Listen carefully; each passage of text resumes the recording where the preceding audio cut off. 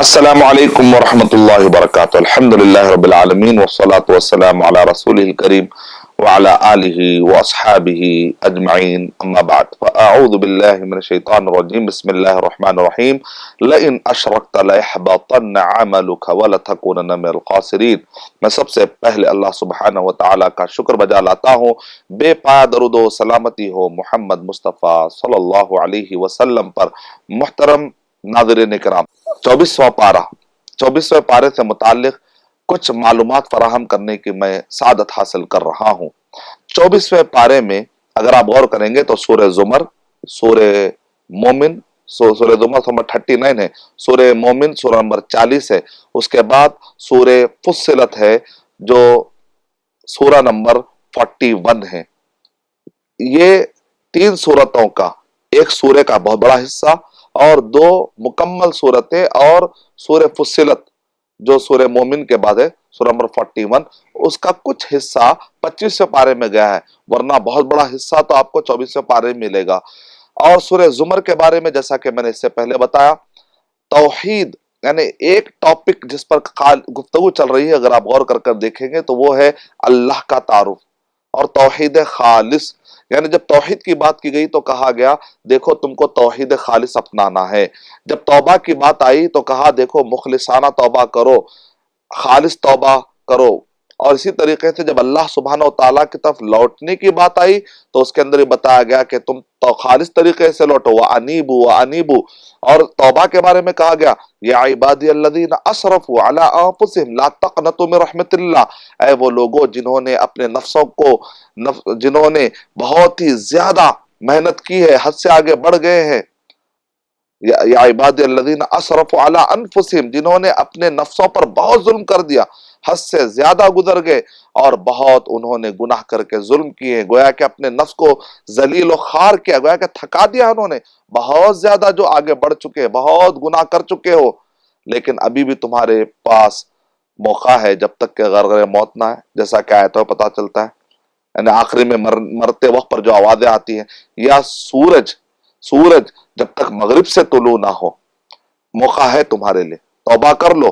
اسرف علی انفسہم لا تقنطوا من رحمت اللہ، اللہ کی رحمت سے مایوس مت ہو۔ دیکھا آپ نے، یعنی خالص توبہ اللہ کو پسند ہے، خالص توحید اللہ سبحانہ وتعالیٰ کو پسند ہے۔ اور عبادت کے معاملے میں بھی کہا گیا کہ تم خالص عبادت کرو، امن ہوا قانت آناء اللیل، یعنی عبادت کے بارے میں بتایا جا رہا ہے کہ وہ جو عبادت کرتا ہو، راتوں میں اٹھ کر عبادت کرتا ہو، سجدہ کرتا ہو، آخرت کے بارے میں خوف کھاتا ہو، کیا وہ جو انکار کرتا ہو، اللہ کا انکار کرتا ہو، کیا دونوں کو ہم ملا دیں گے؟ کیا دونوں برابر ہوں گے؟ ایسی بات نہیں۔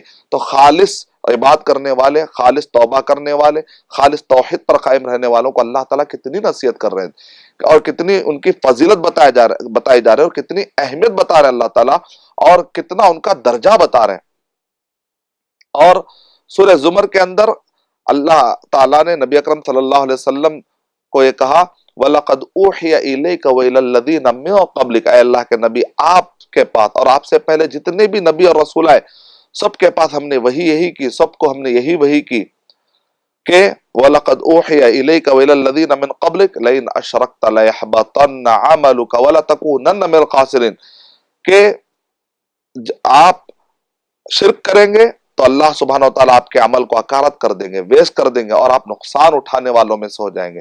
تو اس طریقے سے سورہ زمر کے اندر اللہ سبحانہ وتعالیٰ اپنی نشانیاں بتاتے ہوئے اور اپنے نشانیوں کے ذریعے سمجھاتے ہوئے، کبھی وارننگ دیتے ہوئے اور کبھی اچھے طریقے تفہیمانہ انداز میں سمجھاتے ہوئے، بشیروں و نذیرہ کے انداز میں سمجھاتے ہوئے اللہ سبحانہ وتعالیٰ نے توحید کی طرف بلایا ہے اس سورے کے اندر اللہ تعالیٰ نے۔ اس کے بعد سورہ مومن ہے۔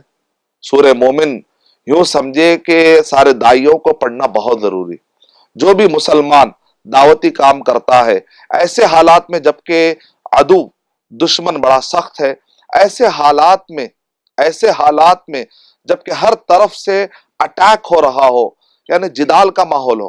ایک ہوتا ہے کہ وہ جس نے اسلام قبول نہیں کیا لیکن آپ پہ اٹیک نہیں کرتا، وہ اپنی زندگی میں مگن ہے، اس کو سمجھانے کا انداز، ان کو غافلون کہا جاتا ہے، ان کو سمجھانے کا، ان کو جہنم سے بچانے کا اسٹائل الگ ہے، ان کو کس طریقے سے اسلام سمجھائیں گے وہ ایک بالکل الگ طریقہ ہے۔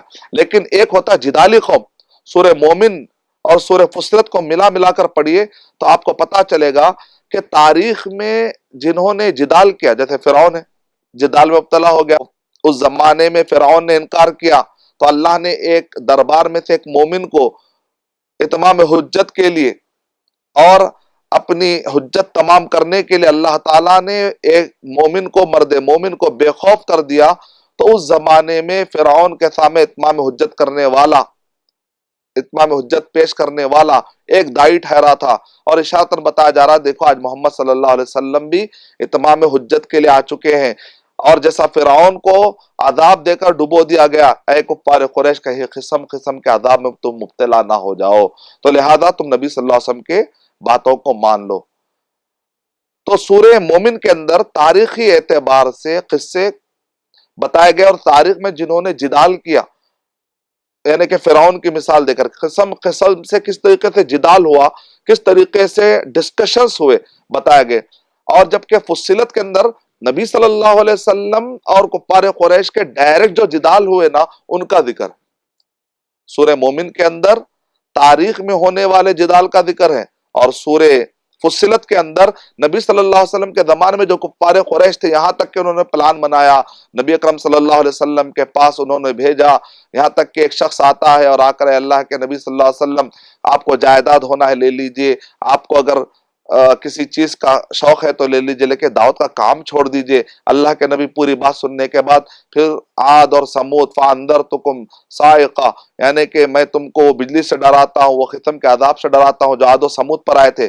اب چونکہ کفار قریش جو تھے جب یمن جاتے تھے تو عاد سے ان کا پالا پڑتا تھا کہ قوم عاد کے کھنڈرات دیکھتے تھے، اور جب وہ سیریا کی طرف جاتے تھے رحلت الشتاء والصیف تو ان کو ثمود کے وادیوں سے گزرنا پڑتا تھا۔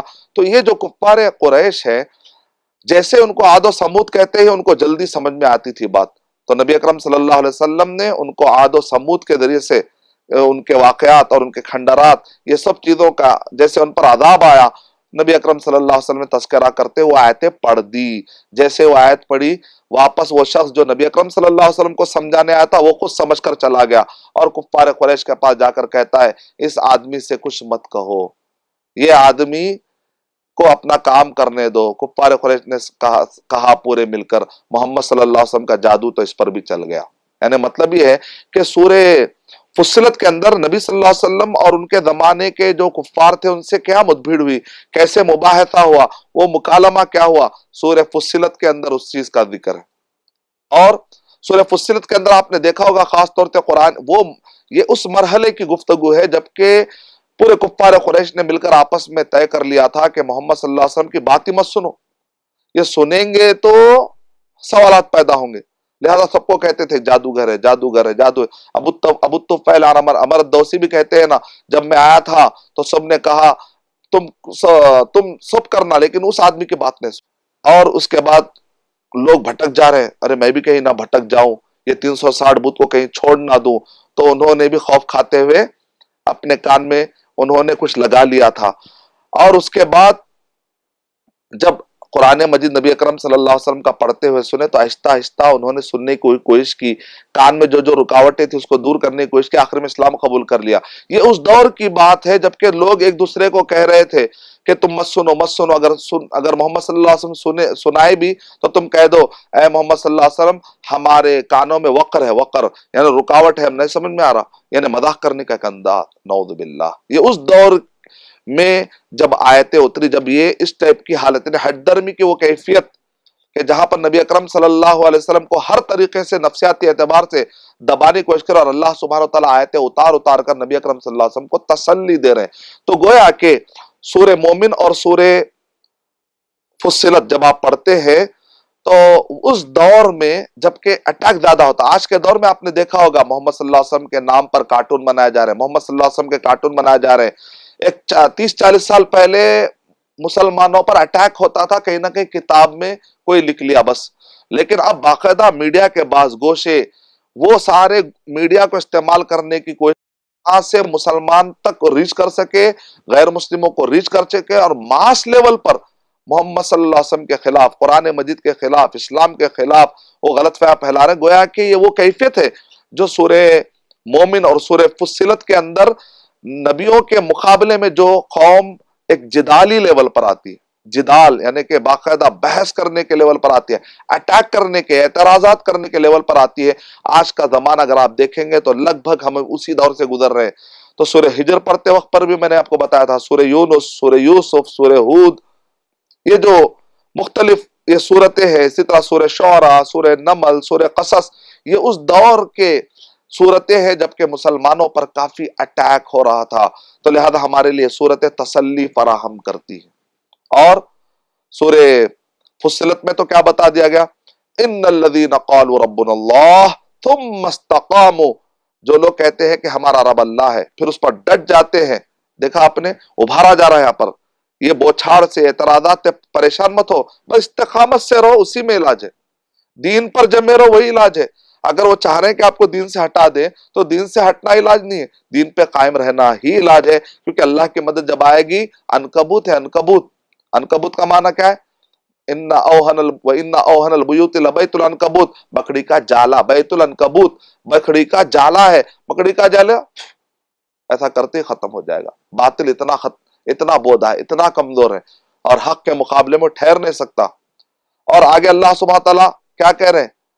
فرشتے اترتے ہیں، تمہارے لیے تسلی کے لیے دعائیں کرتے ہیں، اور تمہارے لیے جنت میں وہ رہے گا جو تم چاہو گے۔ اور آگے اس اسلام کو لے کر دبنے کی ضرورت نہیں ہے، احساس کمتری میں آنے کی ضرورت نہیں ہے، ہاں خوشی سے کہو وَمَنْ أَحْسَنُ قَوْلًا مِّمَّنْ دَعَا إِلَى اللَّهِ وَعَمِلَ صَالِحًا وَقَالَ إِنَّنِي مِنَ الْمُسْلِمِينَ۔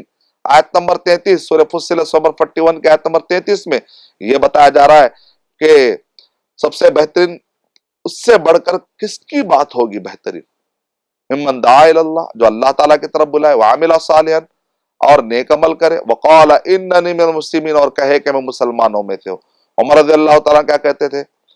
اے صحابہ، ہم ذلیل و خوار تھے، اسلام سے ہمیں عزت ملی، فَمَهْمَا ابْتَغَيْنَا الْعِزَّةَ بِغَيْرِهِ لَأَذَلَّنَا اللَّهُ، اور جب ہم اللہ کو چھوڑ کر، اسلام کو چھوڑ کر کسی اور چیز میں عزت تلاش کرنے کی کوشش کریں گے تو اللہ سبحانہ و تعالیٰ ہمیں ذلیل و خوار کر دیں گے۔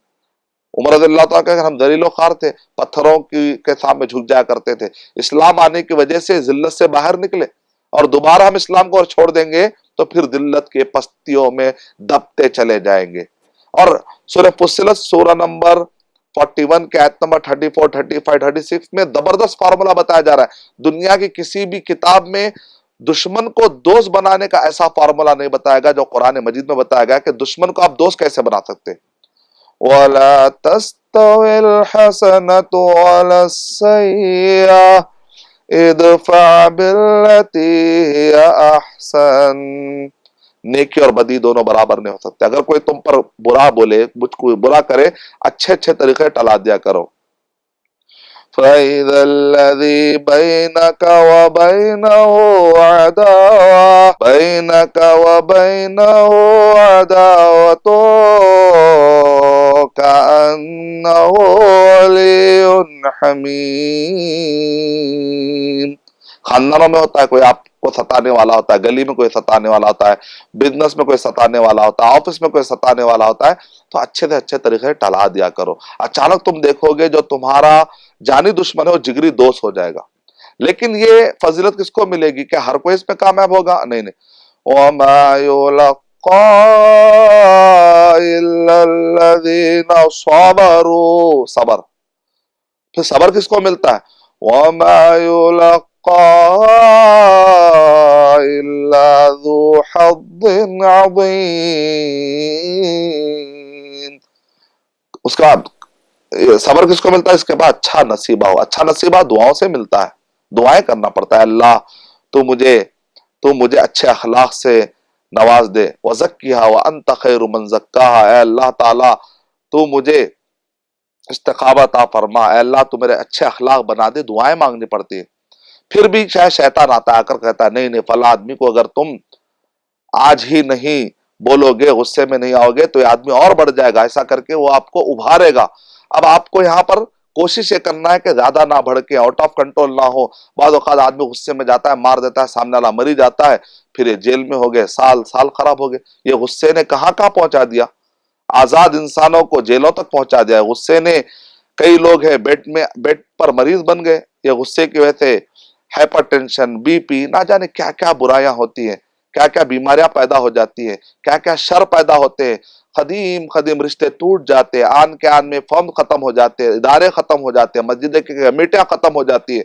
اللہ حفاظت فرمائے۔ اور آدمی کو غصے کے ساتھ ساتھ ایگو بھی آنے لگتا ہے، ایک برائی دوسرے برائی کو جنم دیتی ہے، تو کیا کرنا چاہیے؟ اعوذ باللہ من الشیطان الرجیم بار بار پڑھنے سے ٹوٹ جاتا ہے، آدمی ٹھنڈا ہوتا ہے، شانت ہو جاتا ہے۔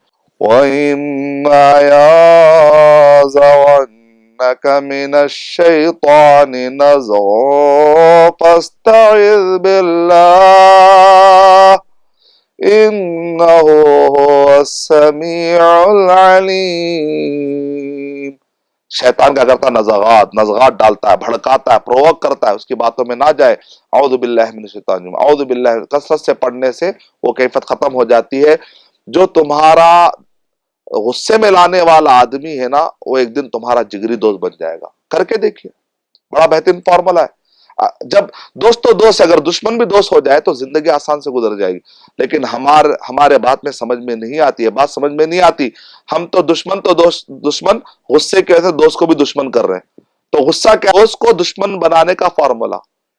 لیکن اعوذ باللہ من الشیطان الرجیم کہتے ہوئے غصے پر قابو پانا، یہ کون سی فیکٹری بن جاتی ہے، یہ کون سی انڈسٹری ہو جاتی ہے، یہ کون سا فارمولا ہے؟ دشمن کو دوست بنانا۔ دیکھا آپ نے ایسی تعلیمات قرآن مجید میں؟ تو قرآن مجید میں سورہ فصلت کے اندر قرآن مجید پر جو اعتراضات، وحی پر جو اعتراضات، ان سب کے جوابات ہے۔ گویا کہ قرآن کی حقانیت کو ثابت کرنے والی ایک عظیم صورت، صرف عرض انداز میں نہیں، مجادلہ انداز میں، سامنے والے نہیں مان رہے تو ان کو جواب دیتے ہوئے ثابت کیا جا رہا ہے۔ اور آگے کیا کہا جا رہا ہے؟ سنوریہم آیاتنا فی الآفاق وفی انفسہم، اور آفاق اور انفس میں ہم نشانیاں دکھائیں گے۔ اللہ تعالیٰ کیا کریں؟ ہم نشانیاں دکھائیں گے، حتی یتبین لہم انہ الحق، یہاں تک کہ کلیئر ہو جائے گا کہ قرآن مجید حق کتاب ہے۔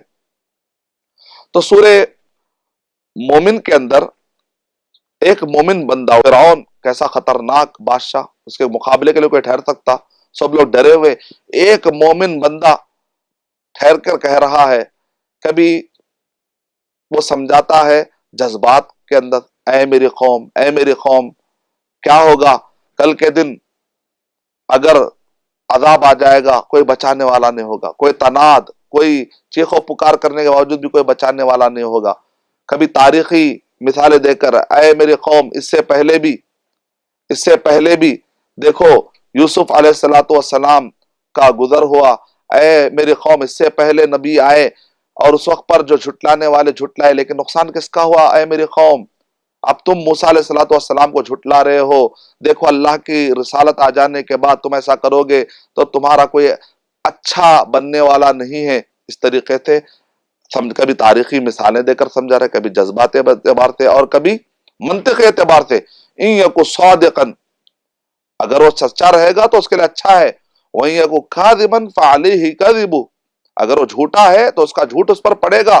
تو لہذا تم خواہ کی مخالفت کرتے ہوئے کیوں مخالف میں جا رہے ہو؟ ذرا تدبر کرو، کبھی غور کرو، آخر اتنا خوف کس نے نکال دیا؟ اللہ۔ اسی لیے دائیوں کو چاہیے کہ سورہ مومن ایک مرتبہ ضرور پڑھے کہ کس طریقے سے وہ بندے مومن ایک فرعون کے سامنے ٹھہر کر حقانیت والی بات سمجھا رہا ہے۔ اس پر ہمیں غور کرنے کی ضرورت ہے۔ تو سورہ مومن کے اندر ہمیں کافی معلومات ملتی ہیں کہ کفار قریش کس طریقے سے نبی اکرم صلی اللہ علیہ وسلم کو ستا رہے تھے، اور ان کی آن بان شان، اللہ تعالیٰ کہہ رہے اے اللہ کے نبی، اے صحابہ اکرام، ان کے تقلب کو اور ان کے کائنات میں چلت پھرت سے اے اللہ کے نبی غمگین نہ ہو۔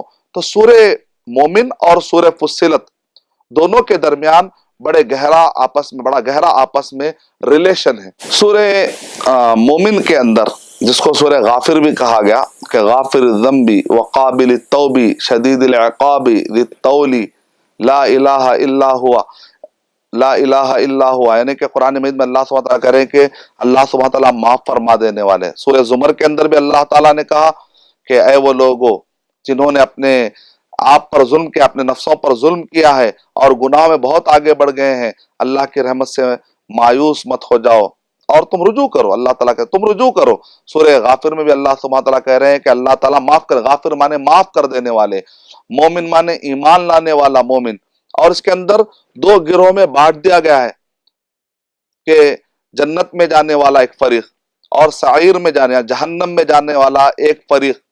اور کس طریقے سے اللہ سبحانہ و تعالیٰ نے ابھارا ہے اس کے لیے جو دعوت کا کام کرتا ہے. سورہ مومن کے اندر ایک دائی کی صفتیں بتائی گئی، دائی کے اخلاق کیا ہونا چاہیے بتایا گیا.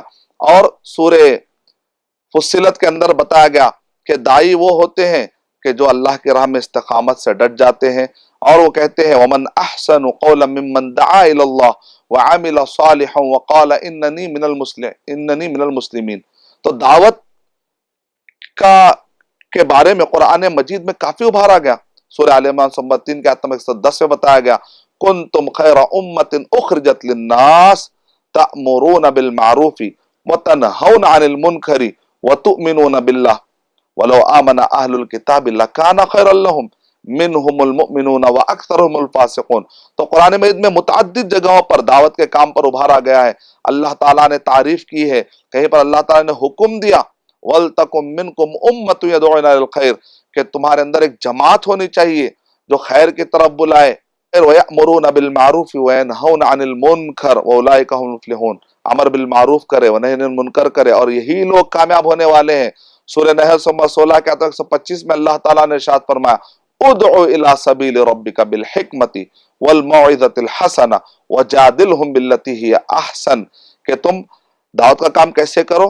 حکمت کے ساتھ، موعظت کے ساتھ، یعنی کہ دلوں کو نرم کر دینے والے انداز میں. موعظہ کہتے ہیں موعظہ حسنہ. وجادلہم باللتی احسن اگر تم کو بحث کرنے کی بھی نوبت آ جائے تو اخلاق کے دائرے میں رہ کر، شریعت کے دائرے میں رہ کر، گالی گلوچ کے ذریعے سے نہیں، جاہلانہ انداز میں نہیں. اگر سامنے والا جہالت پر آتا ہے، گالی گلوچ پر آتا ہے تو قالوا سلامہ کہنا ہے. لیکن اگر سامنے والا سمجھنے کی ذریعے سی بھی آپ کو آس دلاتا ہے تو ایسے وقت پر اکیڈمک مینر میں دلائل کے ذریعے سے گفتگو کرنا چاہیے. تو آئیے ہم سب مل کر دعا کرتے ہیں اللہ سبحانہ تعالیٰ سے کہ اللہ سبحانہ و تعالیٰ مجھے اور آپ سب کو 24ویں پارے میں جو ہمارے لیے اہم اسباق ہے اس کو ہم سمجھیں اور اپلائی کریں اور ہدایات حاصل کریں. آمین. وآخر دعوانا الحمدللہ رب العالمین. السلام علیکم ورحمۃ اللہ وبرکاتہ.